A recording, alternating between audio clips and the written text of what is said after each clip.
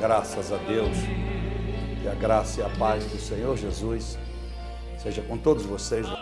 E tenho certeza que esta mensagem que está sendo gravada, que foi gravada para abençoar a sua vida, vai te alcançar assim como nós temos feito o nosso melhor para que você receba o mais divino do Senhor na sua casa, na sua vida. Muito obrigado por me permitir adentrar a intimidade do seu lar, por me permitir ter um tempo valioso seu, compartilhando assim a sacrossanta Escritura do Pai, do Filho e do Espírito Santo. E hoje nós queremos ministrar um tema, e o tema é: só venceremos as adversidades do século XXI com a presença do Espírito Santo.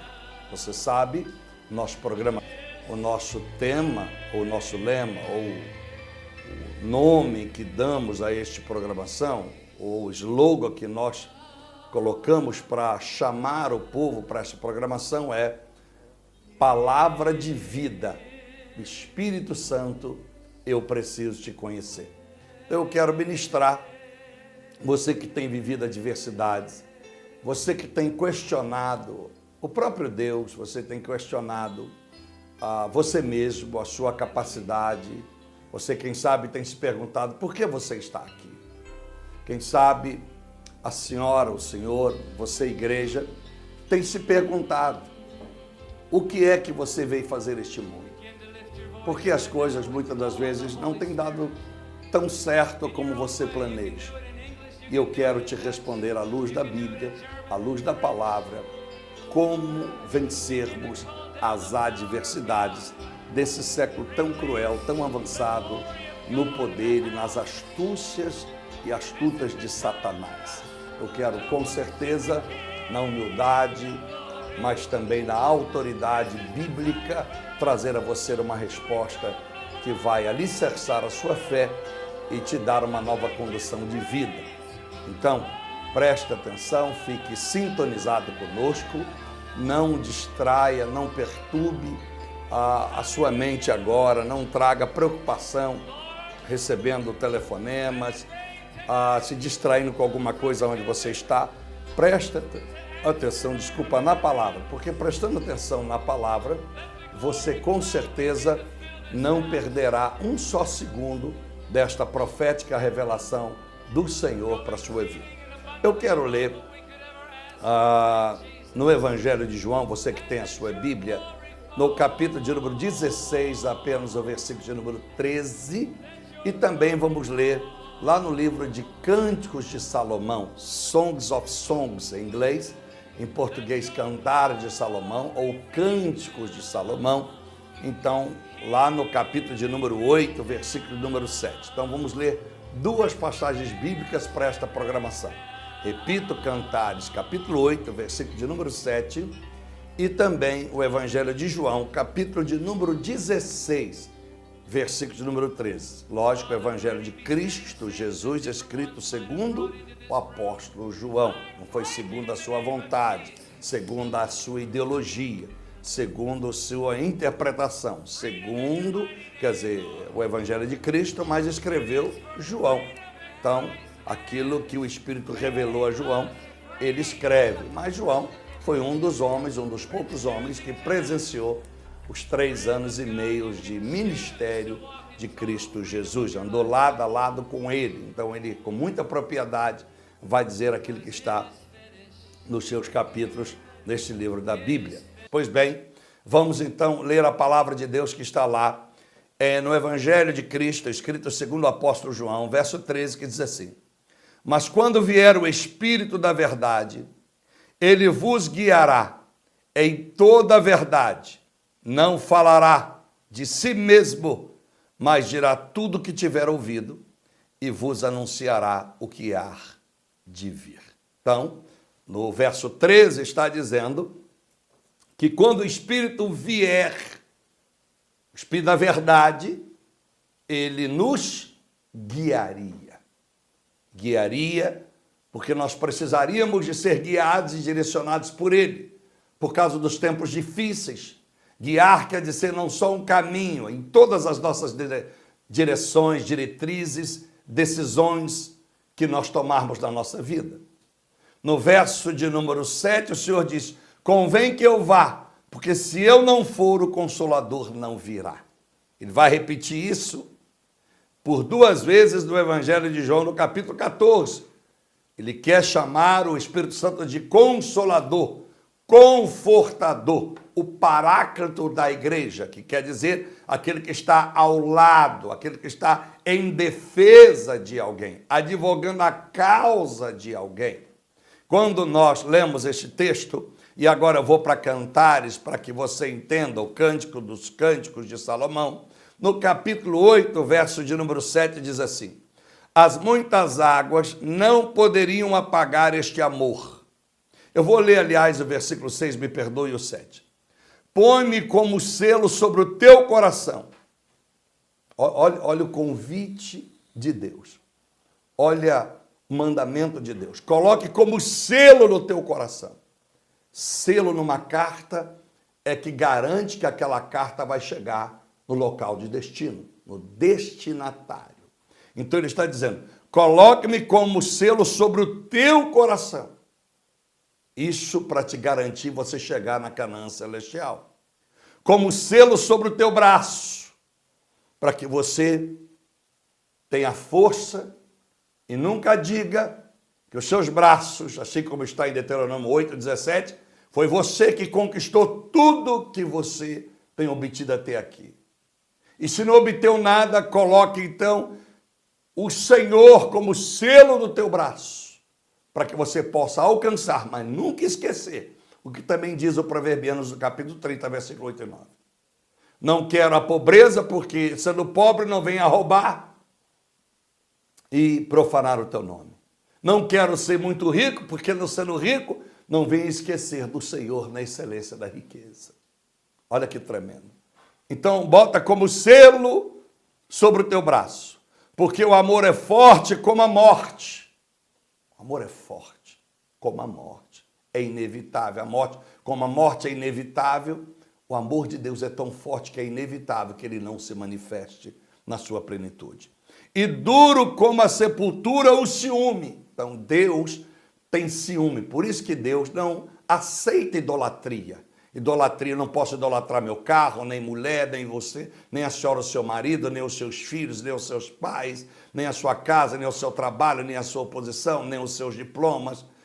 Enfim, então, o amor de Deus é duro como a sepultura, que traz um ciúme extremo.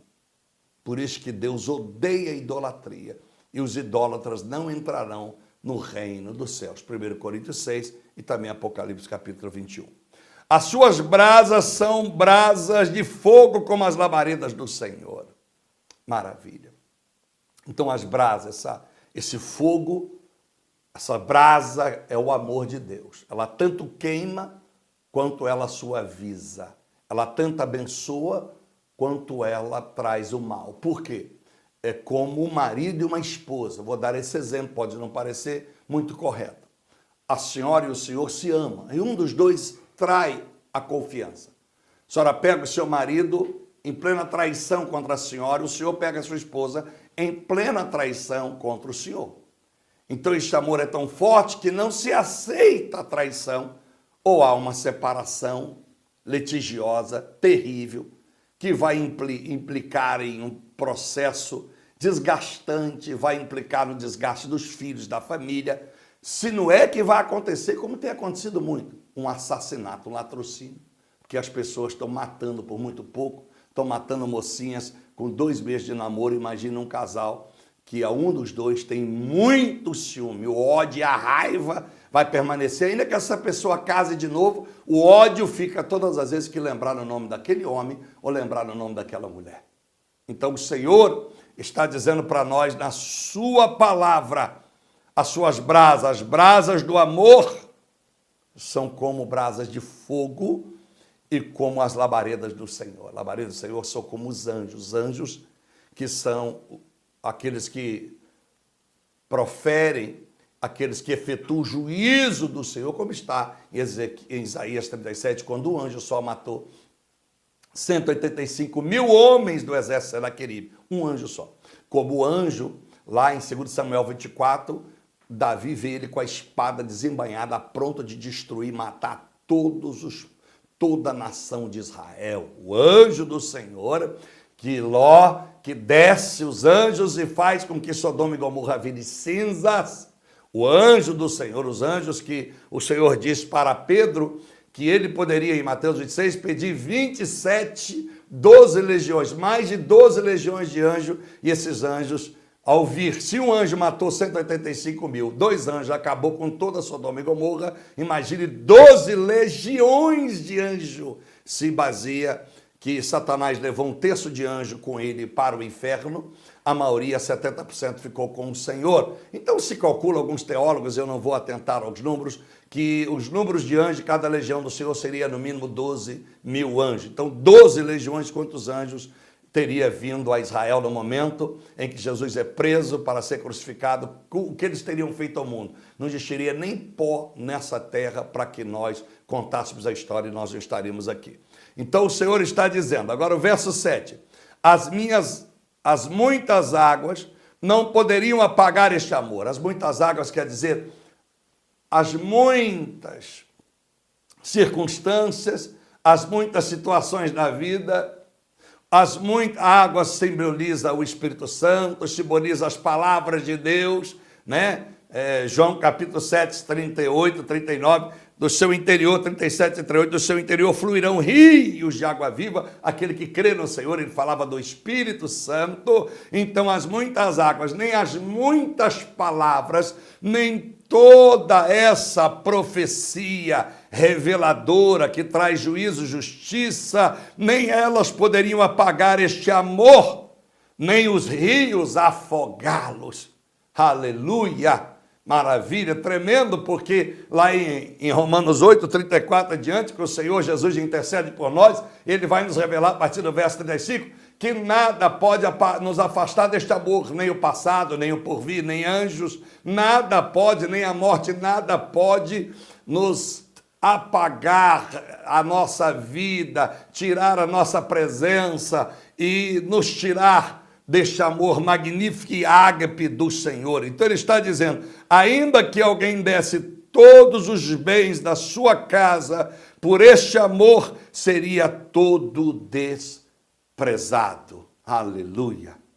Então, meus amados irmãos, nós entendemos claramente que este amor de Deus é poderoso, é fortíssimo em nossa vida. E nada deste mundo pode comprar este amor. Quem tem este amor de Deus, quem vive este amor de Deus, quem ama o Senhor acima de todas as coisas e sabe e crê que o Senhor o ama também sobre tudo que ele tem criado, né? Não quer dizer ser humanos, porque ele ama todos sem acepção de pessoas.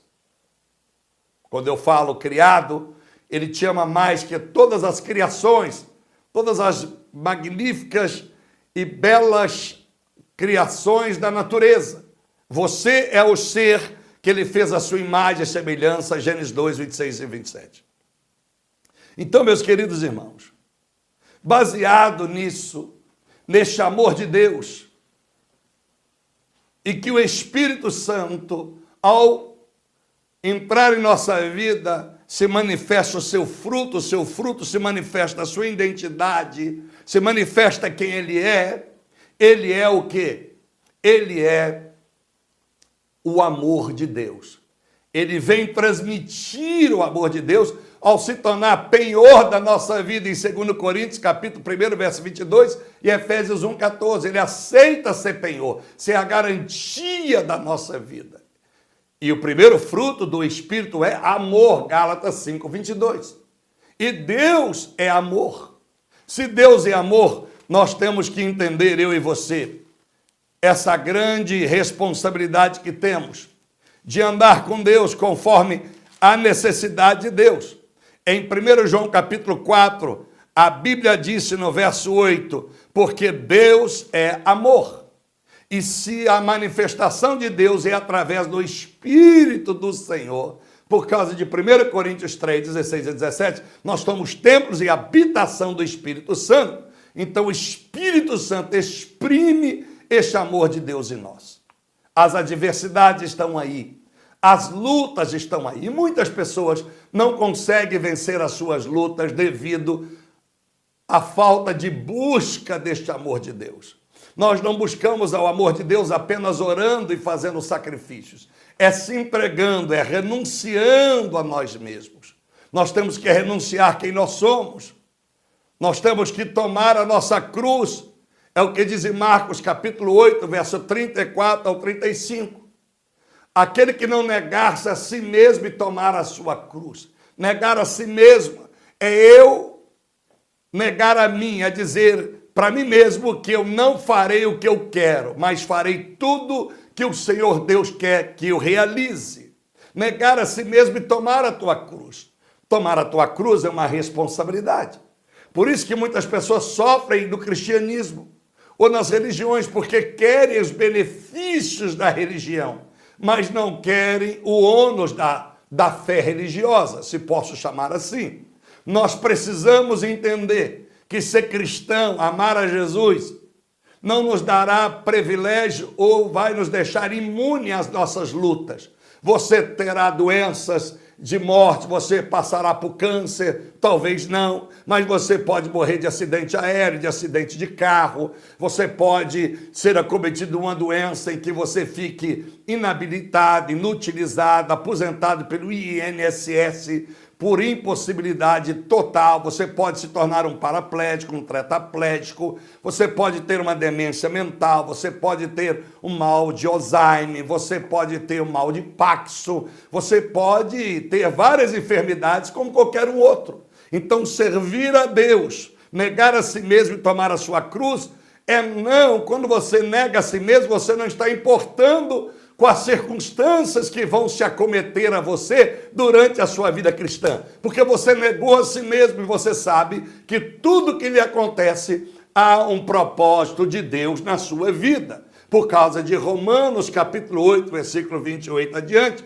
tudo Deus tem um propósito que acontece contigo, que acontece comigo.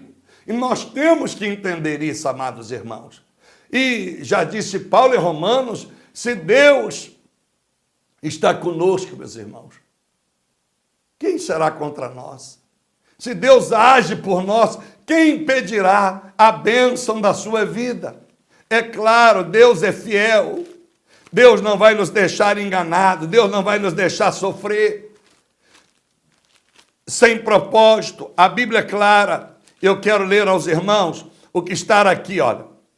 E aos que predestinou, a estes também chamou, e aos que chamou, a estes também justificou, e aos que justificou, a estes também glorificou o Senhor. Aleluia! Deus é tremendo e poderoso. Verso 31. Que diremos, pois, estas coisas? Se Deus é por nós, quem será contra nós? Então, negar a si mesmo é não ficar atentando para as coisas negativas que nos acontecem. É sermos benignos, mas sem o Espírito Santo nós não temos benignidade. Nós não conseguimos ver as coisas boas nos momentos ruins da vida. Então, nós precisamos, sim, negar a nós mesmos, tomar a nossa cruz e ir à frente. E carregar uma cruz não é fácil, não é coisa para amador. Não é coisa para curioso, é coisa para quem ama o Senhor. É porque nós fomos ensinados que essa vida é muito boa, que essa vida nós temos que curti-la, nós temos que aproveitá-la, porque dizem por aí que a vida passa rápido, não é verdade? Mas sabe o que disse João no capítulo 12, verso 55, verso 25? Ele vai além do que disse Marcos no capítulo 8, do versículo de número 34 a 35. O que ele diz? Jesus disse, aquele que odiar a sua vida neste mundo, meu Deus, esse achar lá, eu te pergunto, o que me faz odiar essa vida neste mundo? O que me faz? Está escrito lá em 1 João, no capítulo de número 2, verso 15, não ameis o mundo nem aquilo que está no mundo. Pois aquele que ama o mundo, o amor do Pai não está nele. Então eu te pergunto, o que é que Deus está dizendo? O mundo, meus amados, é tudo que está à nossa volta. Tudo, seja de utensílios domésticos aos bens materiais mais caros, mais caríssimos, mais raros, seja da tua casa, seja os entretenimentos da vida, as diversões que a vida nos propõe. Então o Senhor está dizendo, não ameis nada que está no mundo. Não ameis ninguém que vive no mundo no pecado. Em segundo plano desta mensagem, ou deste texto de 1 João 2,15, não ameis nada que está no mundo. Porque se você começar a amar as árvores, os animais, a estrela, o sol, você nunca vai querer sair do mundo. Se você comprar um sítio e você colocá-lo do jeito que você deseja, você nunca vai querer morrer, porque o seu sítio você só quer melhorar e desfrutar nele. Se você comprar um carro novo e amá-lo, é o carro do teu sonho, que você levou a vida toda para comprar, uma Ferrari, uma Lamborghini, uma Bentley, uma grande Mercedes, uma BMW, uma Porsche, etc. e tal. Como você vai desejar sair do mundo se você alcançou o melhor do mundo? Se você é um CEO de uma multinacional, se você é aclamado na Forbes, nas revistas de sucesso do mundo, o que vai te fazer odiar este mundo? Não, você vai amar esse mundo. E a Bíblia diz, aquele que ama este mundo, o amor do Pai não está nele. Louvado seja Deus. Mateus capítulo 10, a Bíblia disse, no verso 33, aquele que tiver vergonha de mim diante do homem, eu terei vergonha dele diante do Pai. O que quer dizer isso? Nós teríamos circunstância que nós não poderíamos nos comparar aos bilionários, nós não poderíamos comparar aos que aparentemente vivem sucesso. Muitos crentes querem viver estrelato, é por isso que muitas das vezes a igreja parece um lugar de show. As pessoas querem dar show, quem canta, quem prega, quer dar show, quer ser aplaudido, quer ser aclamado, quer ser unânime. Então, meus amados irmãos, nós temos que entender, não podemos ter vergonha diante dos homens nas lutas que nós vivemos. Elas são necessárias. As lutas são necessárias, porque senão Jesus não teria dito em João 13, no mundo tereis aflições. 33, desculpa, João 16, 33. No mundo tereis aflições, mas tem de bom ânimo, porque eu venci o mundo. É necessário que nós venhamos a entender isso. Aleluia! Ô Espírito Santo, capítulo de número 18 de Mateus, verso de número 7, disse, ai daquele pelo qual vier o escândalo. O escândalo não é só apenas aquele que peca, é aquele que se escandaliza do Senhor, é aquele que olha para Deus e muitas das vezes tem vergonha até de dizer que é crente pelas lutas que passa. Por favor, não se escandalize pelas adversidades, se encha do Espírito Santo e Ele te consolará no tempo certo.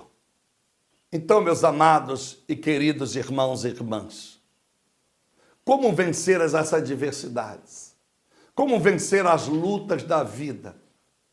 Se você não tiver impregnado dentro de você a presença do Espírito Santo, a efusão e a fusão que dissemos no último programa, o derramamento. Como você vencerá? É impossível. Por isso que o Senhor disse que Ele anuncia o Espírito Santo como consolador. Consolador. Qual é o papel do consolador? Te confortar. Confortar por quê? No momento da sua enfermidade, no momento da sua crise financeira, no momento da sua crise conjugal, no momento da sua crise familiar, no momento da sua crise pessoal, no momento que as suas dúvidas parecem ser maiores do que a sua certeza, o Consolador, ele vem. Como ele me consola, pastor? É massageando? Não. Ele vai começar a levar você a lembrar das passagens bíblicas que um dia você ouviu uma mensagem. Ele vai fazer você lembrar dos textos bíblicos que um dia você leu a Bíblia. E se não, ele vai levar você como nunca a ler a Bíblia diariamente de uma forma mais exaustiva. E o texto bíblico é a palavra que liberta. A fé vem pelo ouvir a palavra de Deus, verso 17 de Romanos 10. Como que eu ouço a palavra de Deus? É quando o homem prega apenas? Não. Quando eu leio a palavra, eu estou ouvindo a voz de Deus. A fé entra, esta fé entra, a força entra, a coragem entra, a determinação entra, a perseverança entra, e eu já não me dou por vencido, porque eu sei que eu tudo posso naquele que me fortalece, que é o Senhor. Quero lhe dizer um exemplo, olha Paulo, o que Paulo vai dizer em Atos capítulo 20, ele disse: e agora, compelido pelo Espírito do Senhor, o homem que teve todos os dons, todo o fruto do Espírito, o maior apóstolo de toda a humanidade, que escreveu 14 epístolas, um homem poliglota, um homem sábio, um homem de personalidade convicta, forte. Olha o que diz este homem. Ele disse: agora eu, Paulo, compelido pelo Espírito do Senhor, vou para Jerusalém, não sabendo o que lá me há de acontecer. Olha, cheio do Espírito Santo, ele não está focado na circunstância, ele não está preocupado se vai haver coisas boas ou ruins, até porque ele vai revelar no texto. Somente sei o que o Espírito Santo, de cidade em cidade, ele não tem a revelação antecipadamente, ele não vive um ano antes com a revelação do que vai acontecer. Para ele não importa, porque de cidade em cidade é que o Espírito revela. Que revela ele, pastor?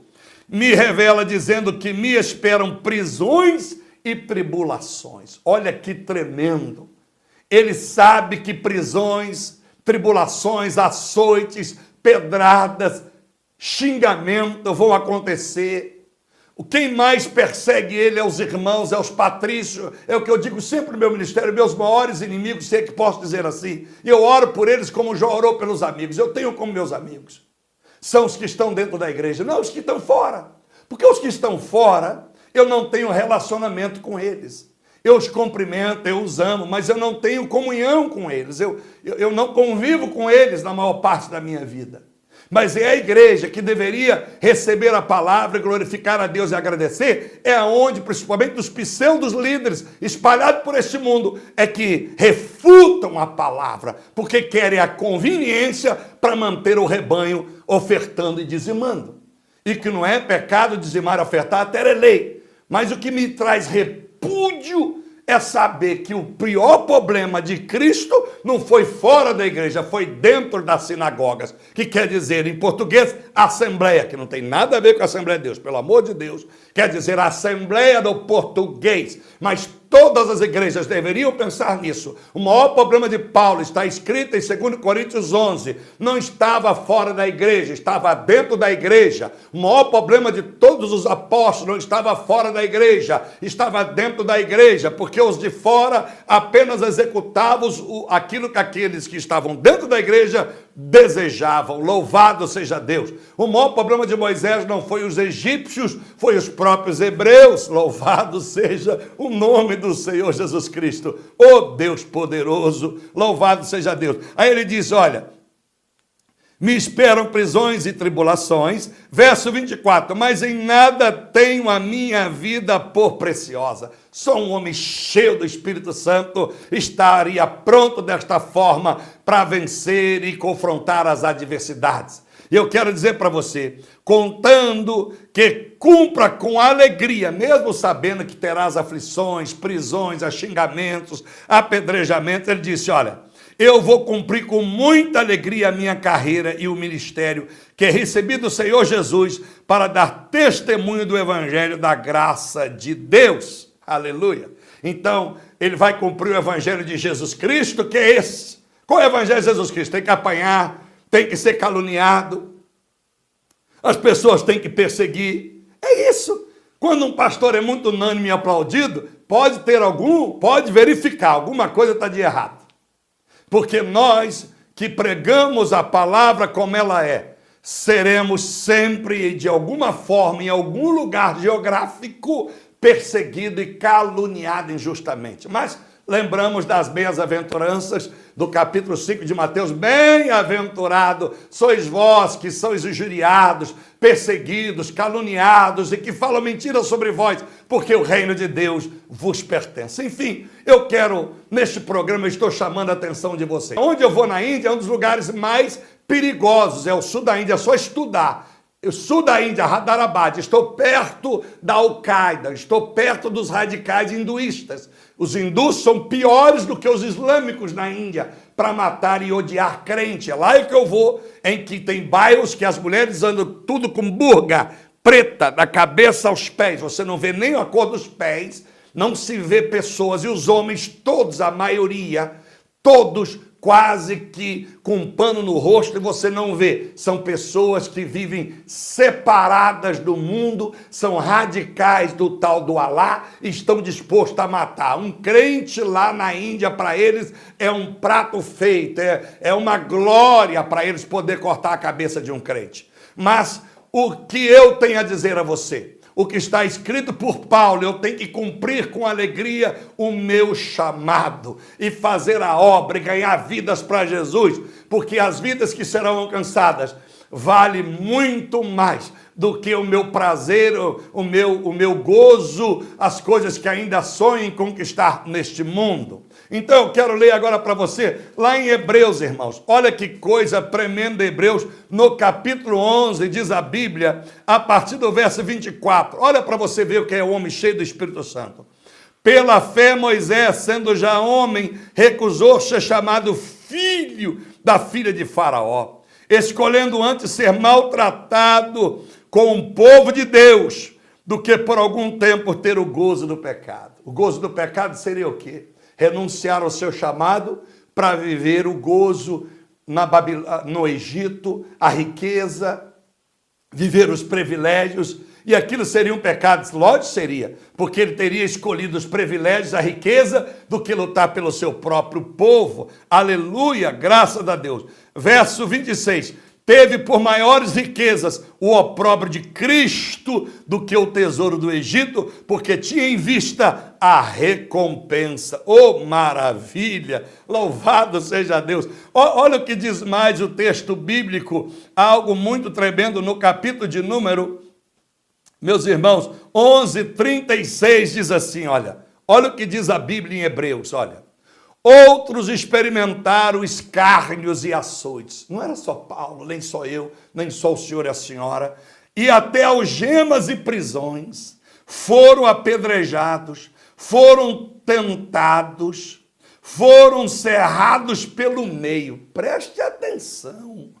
Foram cerrados pelo meio, foram mortos ao fio da espada, como Tiago e tantos outros. Andaram vestidos de pelos de ovelhas e de cabras, como o próprio Elias e como o próprio João Batista. Necessitados viveram, aflitos e muito maltratados, dos quais o mundo não era digno, errantes pelos desertos e montes e pelas covas e cavernas da terra. É esse o evangelho que tem sido pregado.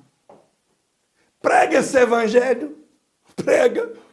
Todo mundo joga a carteirinha para cima e vão dizer o quê? Eu quero é prosperidade, eu quero é saúde, eu quero paz, eu quero harmonia. E pastor tem que ter casado, se ele não é casado, se ele não pode cuidar da tua casa, como ele pode cuidar da igreja? Então você tinha que falar isso para Jesus, você tinha que falar isso para Elias, você tinha que falar isso para Jeremias, você tinha que falar isso para Eliseu, você tinha que falar isso para o apóstolo Paulo, você tinha que falar isso para os homens de Deus, que como Moisés já tinha casado 2 vezes, se supõe que ele foi para o terceiro e não deu certo, mas as pessoas vivem a hipocrisia da demagogia, da ironia escatológica ou teológica dessa geração. Então, meus amados irmãos, sem o Espírito Santo, você não poderia viver o que esses homens viveram em Hebreus capítulo 11. Sem o Espírito Santo, você não tomaria a decisão de Moisés.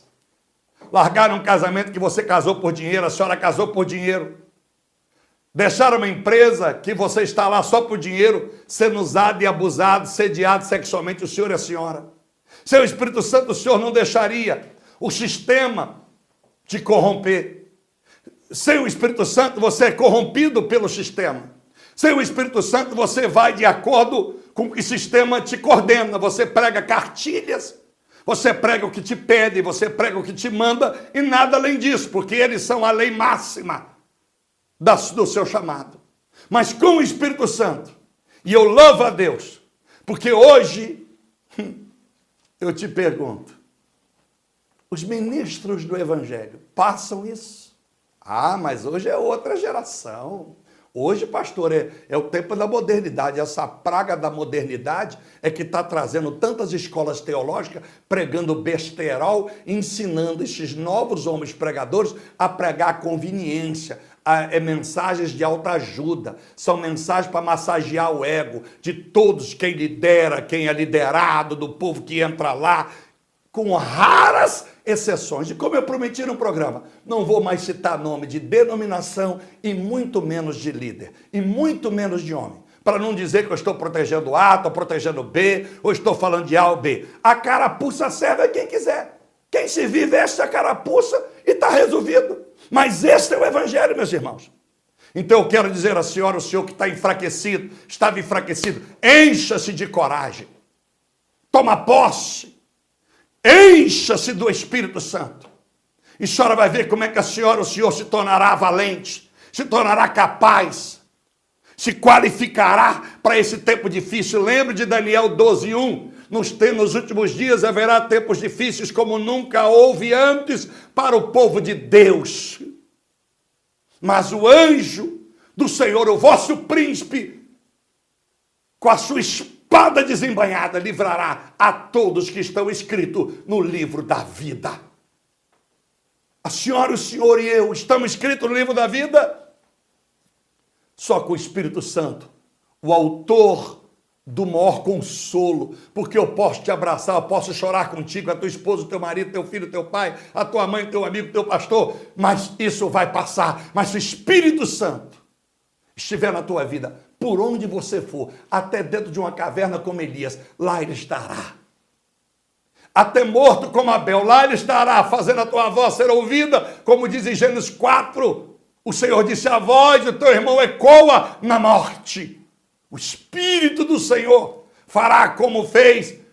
Estava lá os ossos de Eliseu, por cada unção que estava sobre ele, e esteve sobre ele, já em ossos, já havia tempos que estava morto, porque tocando nos ossos, já havia tempos que estava morto. Um soldado ressuscitou na cova. Deus vai te ressuscitar a tua alegria. Não fique alegre porque dinheiro está no bolso, porque dinheiro no bolso, você só será alegre quando o teu dinheiro te favorecer. Esteja alegre quando ele não estiver no bolso. Aí você vai dizer, verdadeiramente eu sou feliz, porque o Senhor habita em mim, e porque ele habita em mim, com dinheiro ou sem dinheiro, com carro, sem carro, com mulher ou sem mulher, com marido ou sem marido, com filhos, com filho, eu adorarei o Senhor da minha vida. Ora, Jeremias 16:2, não case com mulher desta terra, foi impedido, e há um filme até vendido nas lojas americanas, Carrefour, um livro que chama O Amor de Judite com Jeremias, que é a mulher, segundo Flávio Josefo, que eles eram apaixonados, pronto para casar, mas o Senhor disse, não case, porque Deus odiava aquela mulher, odiava Jeremias, não. O ministério dele era árduo, mulher nenhuma entenderia a prova que Jeremias passaria. E às vezes eu falo de mim mesmo. Às vezes eu vivo essa própria prova e agradeço ao Senhor, porque nada pode derrubar o homem de Deus. Um profeta não morre antes da hora. Um profeta não morre por quê? Por falta de sexo, por falta de comida, por falta de dinheiro, por falta de abraço, por falta de agenda. Um profeta morre quando chega a hora em que o seu ministério chegou ao fim, ou porque ele deu brecha, porque ele deixou de ser profeta para ser um homem de falácia.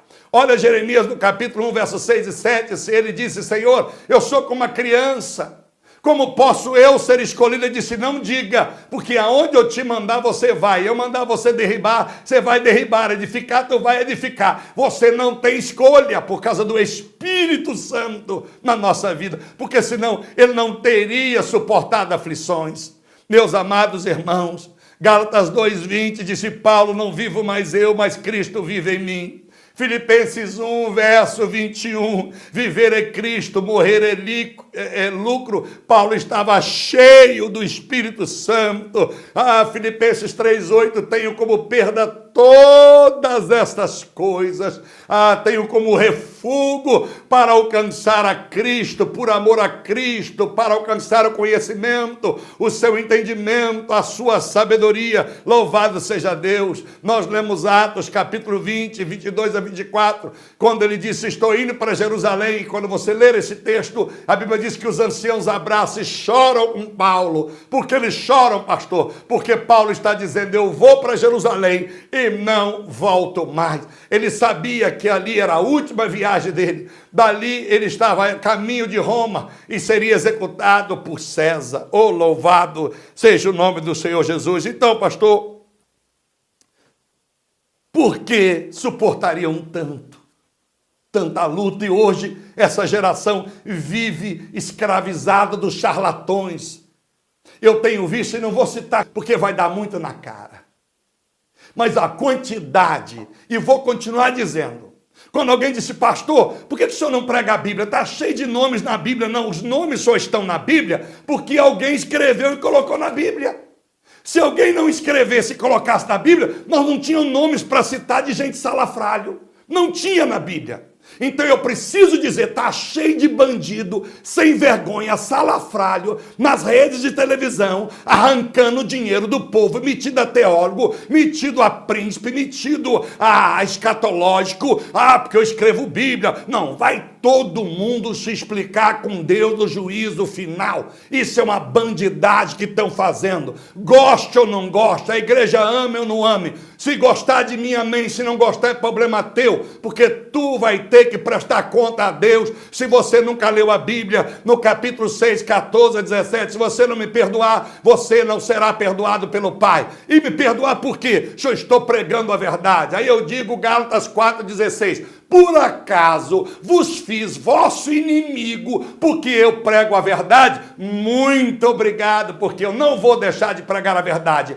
para fazer agenda, para vender livro, para ganhar dinheiro, para continuar na televisão, porque eu nasci sem televisão. A primeira televisão na minha casa, eu já tinha 8 anos de idade, era preta e branca, nós não tínhamos televisão. Telefone, opa, não sabia nem que era isso. Só os ricos tinham linhas telefônicas em casa. Então, vou dizer para você, não é que eu sou filho de pai assustado, nunca fui, meu pai nunca foi assustado, nem a minha mãe, mas eu descobri como Jeremias, como Paulo, como o próprio Cristo, que eu tenho que tomar a minha cruz e negar a mim mesmo, não importa, podem bater. Vou citar uma frase conhecida, eu sou igual omelete, quanto mais bate, mais eu cresço dentro de mim em fé. Eu posso não crescer financeiramente, como você gostaria de me julgar, eu posso não crescer numericamente, eu posso ter uma igreja com um monte de pessoas lá me bajulando, mas uma coisa eu sei, essa fé que está dentro de mim só pode ser real porque eu estou pregando e sei que não é o fantasma e sei que é o Espírito Santo que me encheu. Essa semana eu vi um besterol dizer que muitos desses que estão pregando por aí, as igrejas deles são minúsculas. É porque eles nunca leram sobre Esmirna e Filadélfia, que eram minúsculas igrejas, mas eram as únicas duas que estavam 100% com Deus. Porque desde Éfeso até Laodiceia estavam todas em pecado. Mas esses besteral, esses metidos a pregadores, que estão há 20, há 10, há 30 anos na televisão, devem aprender. E se eles não aprenderam, porque eles fizeram uma coja, um sistema, ninguém bate ninguém, Deus está levantando novos profetas. Aí, meu irmão, vem para cima, mas vem com Bíblia. Porque eu não vou ficar respondendo aqui, dando o seu nome, eu não vou ficar respondendo você na internet, porque eu não perco tempo para isso. Eu não quero para mim fã-clube me defendendo, eu não preciso que ninguém me defenda. Quem me defende é o meu Senhor, e acabou e passa a régua. Então deixa eu dizer para você, eu não estou mal-humorado, eu não estou aqui com dor de barriga, eu não estou, está vendo minha aparência? Eu não acabei de ser atropelado, não caí do caminhão, não, eu estou cheio do Espírito Santo. Aí alguém vai dizer, então é por causa de muito que o senhor está orando e lendo que o senhor ficou meio pirado. Alguém vai dizer isso. Louvado seja Deus. É melhor ficar pirado de tanto ler a Bíblia e jejuar do que ficar pirado de tanto roubar e enganar as pessoas. Então, meus amados queridos, estou muito feliz com meu Deus. E quero dizer que já estamos quase chegando ao final do programa. Olha o que diz 1 Pedro 2,19. Aqui a gente diz onde está escrito para ninguém dizer que eu disse, mas não falei onde está escrito. Aqui não é interpretação. Aqui é revelação bíblica, está escrito, registrado. Verso 19 de 1 Pedro 2. Pois isto é agradável, que alguém, isto é agradável, agradável? O que é agradável a Deus? Que alguém, por causa da consciência para com Deus, suporte tristeza padecendo injustamente. É ironia? Será que Deus é masoquista? É agradável ao Senhor que alguém, por causa da consciência para com Deus, suporte tristeza padecendo injustamente. Aí no capítulo 3, do verso 17 também, de 1 Pedro, eu cito muito esse versículo, melhor é que padeça fazendo o bem, se a vontade de Deus assim o quer, do que fazendo o mal. Como é que vão me julgar? Ele está na prova, está vendo o ministério dele, está vendo, ele não tem isso, ele não tem aquilo, está vendo, ele não está ali, ele não está cá, e etc e tal, porque ele não tem sido sábio, mas como é que vão refutar aquilo que eu acabei de ler? É fácil. Por isso que eu digo, se você não buscar o Espírito Santo, meu irmão, minha irmã, você será vítima. Você vai ter que dar glória por aquilo que você ouve, porque você não conhece a Bíblia. Mas o Espírito Santo, ele vai encher você. Deixa a visão da cruz e entra com ação com a cruz. Pegue ele e carregue, porque Deus levantará alguém para te ajudar. Lembre de o Cirineu, que Jesus no caminho de Gólgota, Deus levantou no meio para ajudar a Jesus a caminhar até chegar a Gólgota. Às vezes a gente quer que Deus levante alguém para nos ajudar a vencer, não é assim? Às vezes a gente quer que Deus levante alguém para nos ajudar a conquistar os nossos sonhos. E Deus levantou alguém para ajudar a Jesus a conquistar o sonho dele, do Pai, e a cruz. Já pensou? Deus levantar alguém para ajudar você a acabar de ser derrotado, você acabar de ser massacrado, você acabar de ser destruído. Mas aquilo era a vitória de Cristo. Era ali que ele receberia o reino por completo. Ali ele se tornaria de verdade Rei dos Reis, Senhor dos Senhores, e toda a autoridade foi dada nos céus e na terra após a morte da cruz. Mateus 28, 18. Então, meus amados irmãos, quer vencer? Lembre do que eu disse e vou dizer de forma diferente. Quem tem proposta dos homens, esquece o propósito. Porém, quem sabe o valor de um propósito, despreza qualquer proposta. Por isso que eu li Cantares 8:7. Nem se alguém der todos os seus bens em troca deste amor, seria desprezado. O amor de Cristo é muito forte. Se você tiver o Espírito Santo, você viverá Ezequiel 20:43. Você terá nojo de ti mesmo, dos teus pecados, dos teus erros. Aquilo como filho, assim como o filho pródigo em Lucas 15, ele mesmo, sem que ninguém dissesse, eu tenho certeza, o Espírito Santo entrou na mente dele. E ele reconheceu que ele era digno nem de ser chamado filho do seu pai, querer ser tratado como um dos seus trabalhadores, e foi honrado pela humildade. Pedro, ao ser crucificado, pediu para ser crucificado de cabeça para baixo porque não se achava digno. Sabe por que Jesus não pecou? Para não ter nojo de si mesmo. Porque a Bíblia diz em 2 Coríntios 5:21, ele não pecou. Hebreus 4:15, ele não pecou. 1 Pedro 2:22, ele não pecou. E eu vou terminar dizendo para você o Salmo 69:6, disse Davi.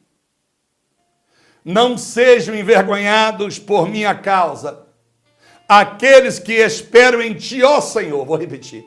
Não sejam envergonhados por minha causa, por algum erro que eu cometo, aqueles que esperam em ti, ó Senhor. Aí ele repete, ó Senhor dos exércitos.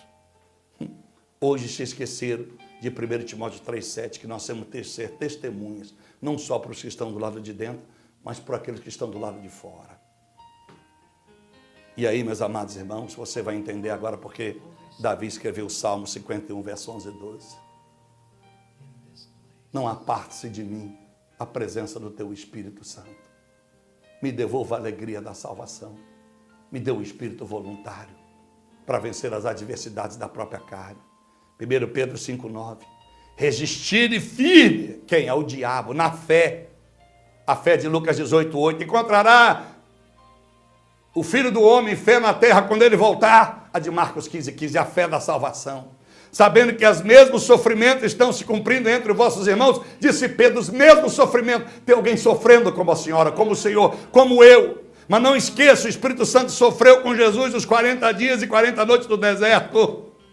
O Espírito Santo não levou Jesus para o deserto e deixou ele lá sozinho, não. Esteve com ele durante todo o tempo. Seja cheio do Espírito Santo e você vencerá as suas limitações, a sua carne. O Espírito Santo te mostrará quão bom é o seu consolo e o seu conforto.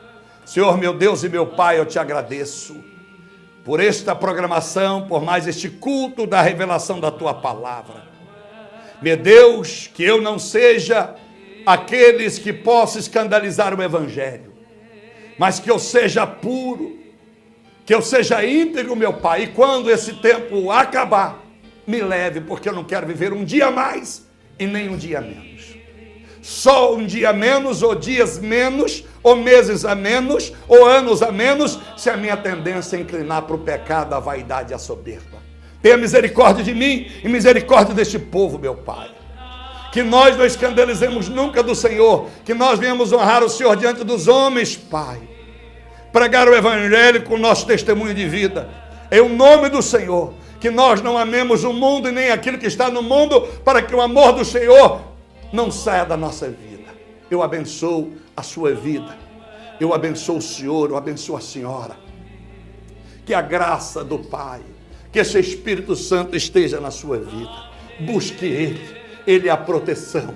Ele é o consolo. Ele é o conforto. Ele é o teu advogado. Ele é o que está do lado, Ele é o que está dentro de ti, e Ele que te guiará, para que você não caminhe em caminhos, que você será prostrado, se curvando diante do sistema do mundo. Em o nome de Jesus, eu te abençoo, com toda a sorte de bênção, hoje para todo sempre. Amém, e graças a Deus.